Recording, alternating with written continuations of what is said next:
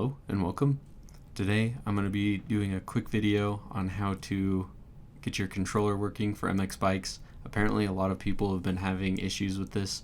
I see comments all the time, so I'm going to try to just show you what I do, maybe try to go through some troubleshooting. But anyway, if you have your controller connected to your computer, the first thing you'll want to do is go to big picture mode. So this is almost kind of like a console version of Steam, which is pretty neat.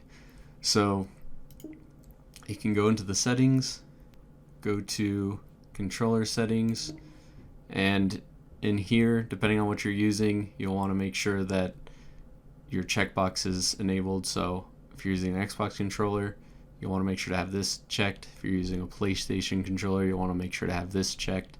I personally am using a PS5 controller, so you'll want to make sure that that is good to go.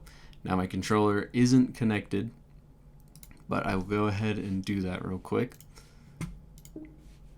So you can just exit big picture. Now I'll go ahead and hold the PS button, make sure the controller is turning on. And since I have it paired through Bluetooth, it'll go ahead and pop up, and it'll pop up PlayStation 5 controller. So it should be good to go. Some people have been mentioning that their controller will show up as mouse and keyboard.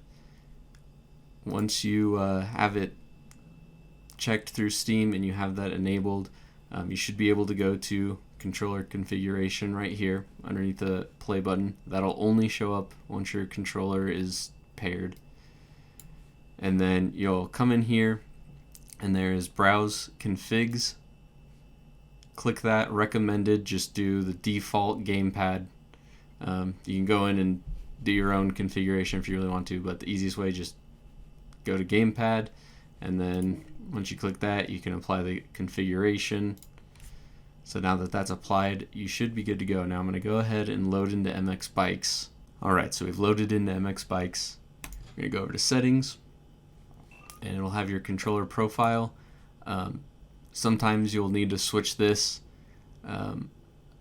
Mine before used to be X input, but it switched to custom. Maybe it switched when I started using a PS5 controller, but regardless, it's at the custom. So once you go in and pair all your different bindings, then you should be able to see over here at the bottom your sticks working, your triggers, your bumpers. So that's a good way to test. Another thing too is I've seen some people asking about why their stuff is inverted.